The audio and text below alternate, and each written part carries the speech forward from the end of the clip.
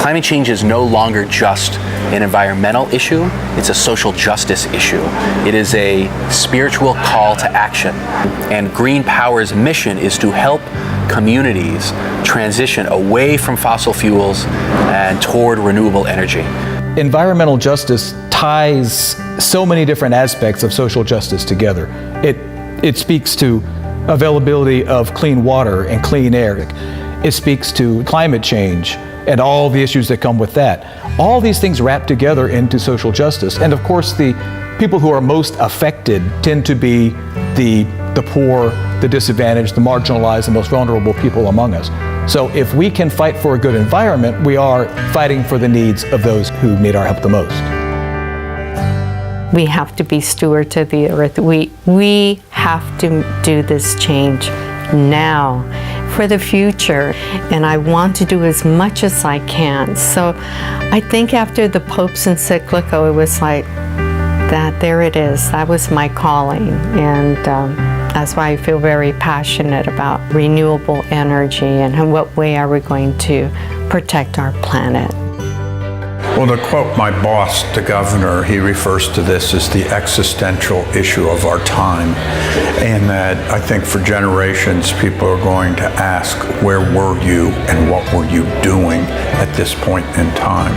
Because we're reaching so many different tipping points. It's a moral issue because so many people can't defend for themselves in this. Today with the Romero Institute, you're combining the social justice part of spirituality together with the practical part of the changing climate and making sure everybody knows what action they need to take and that they see the link between the two. The work that we've done with the diocese and the churches specifically, we feel is powerful work in that we've been able to prove that you can go and make a good deal happen with a nonprofit organization that benefits everybody involved. At the end of the day, the net result is good for the environment, good again for the patrons of that church, and good for the people that own and operate that facility. We've done our assessment on 30 churches so far. We have completed design for 26 of those. We've got a beautiful carport down in Monterey at the diocese headquarters, which is amazing because it's the first solar carport in the city of Monterey. And then we've got Holy Cross here in Santa Cruz. The carbon savings from these projects alone is massive. So one of the positive things in the Diocese of Monterey is that we do have an internal bank, which basically it's how our parishes and schools borrow money from each other. It's administered by the diocese. The funds are in a separate corporation controlled by an independent board of directors.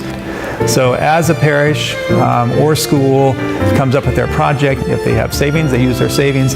If they don't, I can loan them the money at a lower interest rate to accomplish that. Some dioceses have already started solar projects, so we're not at the head of this curve entirely, but I think we're doing it in a slightly unique way, in that we're first doing an energy reduction program before we replace with solar.